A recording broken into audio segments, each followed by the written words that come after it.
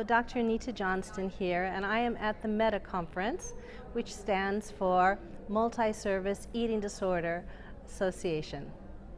It's such a beautiful location here. I'm in Boston, Massachusetts, for the conference. So I gave a talk here, and the talk is entitled Ancient Wisdom Meets Modern Neuroscience. And I want to share a little bit with you about some of what I talked about, because it's so exciting for me when the ancient stories come together with what we've discovered about modern neuroscience. And especially because they have now found the neuro-correlate of metaphor in the brain. And it's right here. It's right over your right ear. It's called the anterior superior temporal gyrus.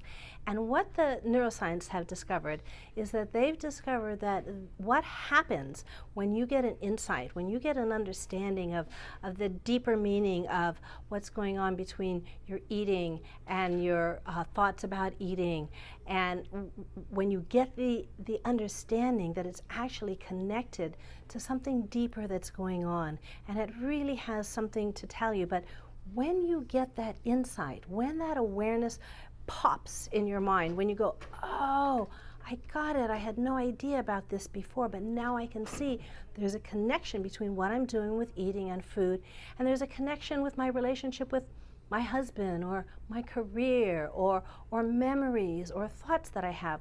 When you get it, those moments you get it, they've now been able to measure the brain, and there's a part right here, anterior superior temporal gyrus. It's in your right hemisphere, and it sends out a burst of gamma waves. Now, gamma waves are the highest electrical frequency that the brain can generate, and they can now measure and see that that's what's happening. And they even know that before that happens, in your right hemisphere, there's now a hum of alpha waves going on. Now, alpha waves, that's what we experience when we're taking a warm shower, or maybe when we're lying in bed just getting up in the morning before all those thoughts come into our minds. And so these alpha waves are what tee up the experience of getting insight. So the longer you can lie in bed in the morning, or allow yourself to take a warm shower, or maybe to meditate or do some kind of mindfulness activity, you're generating alpha waves in your brain.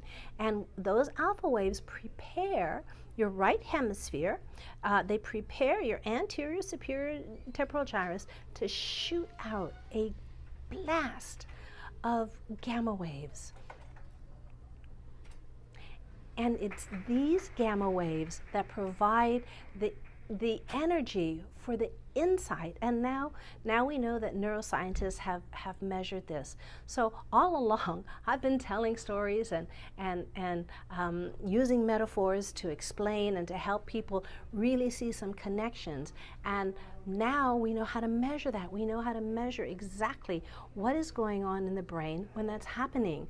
And that helps us understand why it's so important to be in those states where we have more alpha waves, because what those waves do actually is they actually inhibit the part of ourselves that would be more critical or scrutinizing or counting things, and allow us to connect the dots, allow us to see connections between things that might seem on the surface unrelated.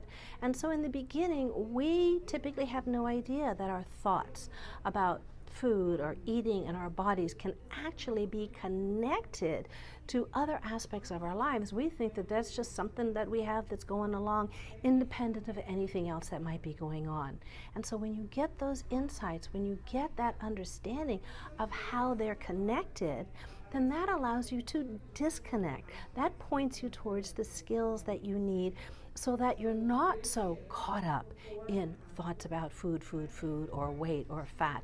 And because you start to see they are like the finger pointing you towards the moon. They are directing you towards areas in your life where there's issues that need to be addressed. There's skills that you need to develop. And you start to see that it's really not about the food or the fat or the weight at all. That's simply what signals you to start looking in that direction once you understand that connection. And so until next time, from the Light of the Moon Cafe, I will see you there.